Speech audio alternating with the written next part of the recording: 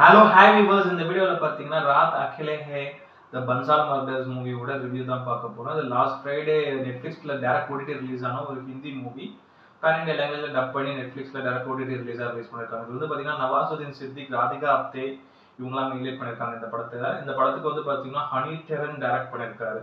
இது வந்து பார்த்தீங்கன்னா ஒரு மிஸ்ட்ரி மர்டர் த்ரில்லர் ஜெனரில் எடுக்கப்பட்ட ஒரு படம். அது இந்த படத்தோட கதைன்றது வந்து பார்த்தீங்கன்னா படத்தோட ஸ்டார்டிங்கில் ஒரு வீட்டில் வந்து முதல்ல வந்து ஒரு காக்கா அதெல்லாம் வந்து இறந்து போகுது. இது வந்து யாரோ சூனியம் வச்சிருக்காங்க அப்படின்னு சொல்லி அந்த வீட்டாளங்க வந்து போலீஸ் ஸ்டேஷன்ல கம்ப்ளைண்ட் பண்றாங்க. ப்ளஸ் அவங்க வந்து ஒரு பெரிய ஒரு லைக் ஒரு பிசினஸ் மேக்னெட்னே சொல்லலாம். அவங்க அந்த மாதிரியான ஒரு பிசினஸ் பீப்புள் அவங்க அவங்க வந்து கம்ப்ளைண்ட் பண்றாங்க. அதுக்கப்புறம் அந்த ஃபேமிலிக்குள்ள வந்து பாத்தீங்கன்னா கண்டினியூஸா ஒரே நைட்ல 5 மர்டர் நடக்குது. இந்த மர்டர் யார் பண்ணா, இதுக்கான காரணம் என்ன, ஏன் பண்ணாங்க, இதை சுத்தி இன்வெஸ்டிகேட் பண்ண நவாசுதீன் சித்திக் வராரு ஒரு இன்ஸ்பெக்டரா. அவருக்கு வந்து நிறைய திடுக்கிடும் தகவல்கள் கிடைக்குது, ஒரு சில ட்விஸ்டான விஷயங்கள்லாம் கிடைக்குது. ஃபர்தரா அந்த மர்டரர் யாருன்றதை கண்டுபிடிச்சாரா இல்லையா அப்படின்றத அந்த படத்தை மீதி கதை. நல்ல ஒரு இன்ட்ரெஸ்டிங்கான ஒரு பிளாட் தான் இது. இதுவும் வந்து யூஸ்வலா நம்ம நிறைய படத்துல பார்த்த பிளாட் தான். புது டைப் ஆஃப் ஒரு கதை இல்லை. பட் ஆனால் இதுவும் வந்து அந்த ஒரு மர்டர் மிஸ்டரியில ஒரு இன்ட்ரெஸ்டிங்கான ஒரு கதை. நம்ம பார்த்த கதையா இருந்தாலும் இது வந்து ஒரு இன்ட்ரெஸ்டிங்கான ஒரு கதை.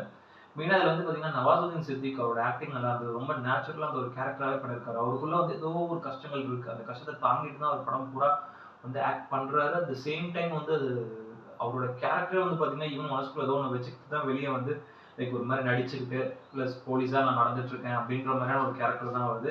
ரொம்ப நல்லா சூப்பராக பண்ணியிருக்காரு. அவரோட பெர்ஃபார்மன்ஸ் நல்லாவே இருந்தது. மெயினாக அந்த ஒரு இன்ஸ்பெக்டர் ரோல் ரொம்ப சூப்பராக இருந்தது. அவருக்கு அந்த இன்ஸ்பெக்டர் ட்ரெஸ்ஸாக இருக்கட்டும், ப்ளஸ் அவரோட அந்த பாடி லாங்குவேஜ், அந்த ஆக்டிங்காக இருக்கட்டும், எல்லாமே செமையாக அந்த நவாசுதீன் சித்திக். அதே மாதிரி ராதிகா ஆப்தே அவங்க இதில் வந்து ஒரு ஃபீமேல் லீட் ரோல் ஒன்று பண்ணியிருக்காங்க. ஒரு முக்கியமான ஒரு கேரக்டர் தான் அவங்களுக்கும்.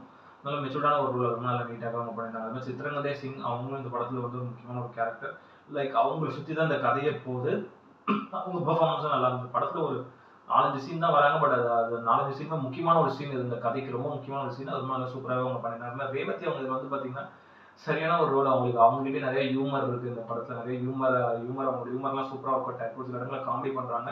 மெயினாக அவங்க வந்து பார்த்தீங்கன்னா ஃபாரன்சிக் ஹெட்டாக ஒரு ரோல் பண்ணியிருக்காங்க. ஸோ அவங்க வந்து அந்த கதைக்கு ரொம்ப முக்கியமான ஒரு கேரக்டரும் நல்லா சூப்பராக அவங்க பண்ணியிருந்தாங்க. அதே மாதிரி ஆதில் பஷீர் ஷாயிக்கோட மியூசிக்கை பொறுத்தவரைக்கும் வந்து பார்த்தீங்கன்னா படத்தில் வந்து மியூசிக் நல்லா இருந்தது சூப்பராக. அதுவும் அந்த ஒரு டன் டன் டன் ஒரு மியூசிக் ஒன்று வரும் படத்தில் அடிக்கடி. அந்த பேக்ரவுண்ட் மியூசிக் அது ரொம்ப நல்லா சூப்பராகவே இருந்தது. ப்ளஸ் பேக்ரவுண்ட் ஸ்கோரை பொறுத்தவரைக்கும் பார்த்தீங்கன்னா கரண் குல்கர்னி பண்ணியிருக்காரு. நிறைய சவுண்ட் டிசைன் ஒர்க்காக இருக்கட்டும், ப்ளஸ் பிஜிஎம் இருக்கட்டும், நிறைய இடங்களில் சூப்பராக ஒர்க் அவுட் ஆயிருந்தது. அதே மாதிரி வந்து பிரிஜேஷ் பிர்வாவோட சினிமாட்டோகிராஃபியை பொறுத்தவரைக்கும் வந்து பார்த்தீங்கன்னா சுற்றி அந்த ஒரு வீடு ப்ளஸ் அந்த ஒரு போலீஸ் ஸ்டேஷன் சுற்றி தான் சரௌண்டிங்கில், அதுவும் மெயினாக நைட் லைட்டில் எடுத்திருக்காங்க. டிஏ ஒர்க் இருக்கட்டும், ப்ளஸ் கேமரா ஆங்கிள்ஸ் இருக்கட்டும் சூப்பராக இருந்தது. அதே மாதிரி தனியா சபியாவோட எடிட்டிங்கை பொறுத்தவரைக்கும் வந்து பார்த்தீங்கன்னா படத்தை வந்து ஒரு 2.25 நாட்களில் ப்ரெஸ் பண்ணிட்டு அவங்க எடிட் பண்ணி கட் பண்ணியிருக்காரு. ஏன்னா இந்த கதைக்கு இதுக்கு மேலே இன்னும் கொஞ்சம் டியூரேஷன் போயிருந்தா கூட இன்னும் பயங்கர லேக் தான் அடிச்சிருக்கும். பட் முடிஞ்ச அளவுக்கு ரொம்ப நல்லா நீட்டாக இருந்தது அவரோட கட்ஸ் எல்லாமே. அதே மாதிரி டேரக்டர் ஹனி டெரன் அவங்களோட லைக் அவரோட டேரக்ஷனை பொறுத்தவரைக்கும் வந்து பார்த்தீங்கன்னா ஆக்சுவலாக நான் சொன்ன மாதிரி ஒரு சிம்பிளான ஒரு மஸ்டர் மாதிரி த்ரில்லருக்கான ஒரு கதை தான், ஒரு மிஸ்ட்ரி மதர் த்ரில்லருக்கான ஒரு கதை தான் இது. அதில் முடிஞ்ச அளவுக்கு வந்து இன்ட்ரெஸ்டிங்கான எலிமெண்ட்ஸ் போகிறதுக்காக வந்து ரைட்டிங்கில் ட்ரை பண்ணியிருக்காரு. படமும் கொஞ்சம் ஒரு மாதிரி ஸ்லோவாக தான் ஸ்டார்ட் ஆகும். ஃபர்ஸ்ட் 15-20 மினிட்ஸ் இந்த கதைக்குள்ள உங்களுக்கு போக போக நிறைய இன்ட்ரெஸ்டிங்கான இது க்ளூஸ்லாம் கிடைக்கும்.